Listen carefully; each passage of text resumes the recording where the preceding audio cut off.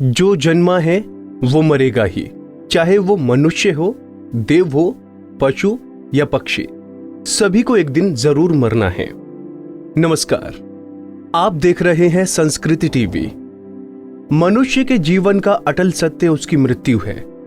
मनुष्य की मृत्यु को ना तो कोई रोक सकता है और ना ही कोई इसका समय बदल सकता है। इस धरती पर जन्म लेने वाले प्रत्येक जीव की एक दिन मृत्यु निश्चित है। हिंदू धर्म में किसी व्यक्ति की मृत्यु होने के बाद उसकी शव यात्रा निकालते हैं और उसका दाह संस्कार कर दिया जाता है। लेकिन किसी व्यक्ति की मृत्यु अगर शाम के समय या रात को हो जाती है तो शव को घर पर ही रखकर रात भर उस शव की रखवाली की जाती है। ऐसा किस वजह से किया जाता है और आखिर इसके पीछे की क्या वजह है, तो चलिए इसके बारे में विस्तार से जान लेते हैं। मृत्यु होने के बाद शव को अकेला क्यों नहीं छोड़ा जाता है? सच्चाई जानकर आप भी हैरान रह जाएंगे। इन कारणों से दाह संस्कार कुछ समय के लिए टाल देते हैं।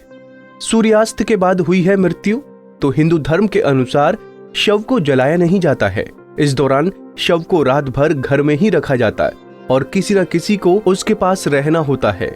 उसका दाह संस्कार अगले दिन किया जाता है। यदि रात में ही शव को जला दिया जाता है तो इससे व्यक्ति को अधोगति प्राप्त होती है और उसे मुक्ति नहीं मिलती है। ऐसी आत्मा असुर, दानव अथवा पिशाच की योनि में जन्म लेते हैं।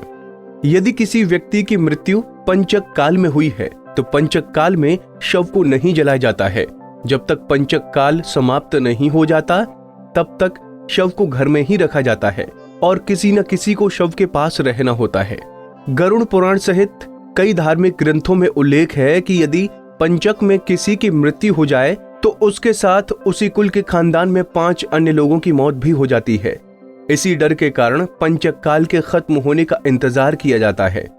परंतु इसका समाधान भी है कि मृतक के साथ आटे, बेसन या कुश यानी सूखी घास से बने 5 पुतले अर्थी पर रखकर इन 5 का भी शव की तरह पूर्ण विधि विधान से अंतिम संस्कार किया जाता है।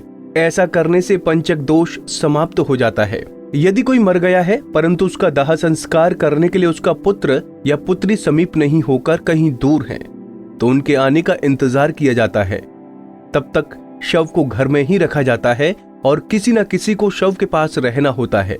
कहते हैं कि पुत्र या पुत्री के हाथों ही दाह संस्कार करने पर मृतक को शांति मिलती है, अन्यथा वो भटकता रहता है।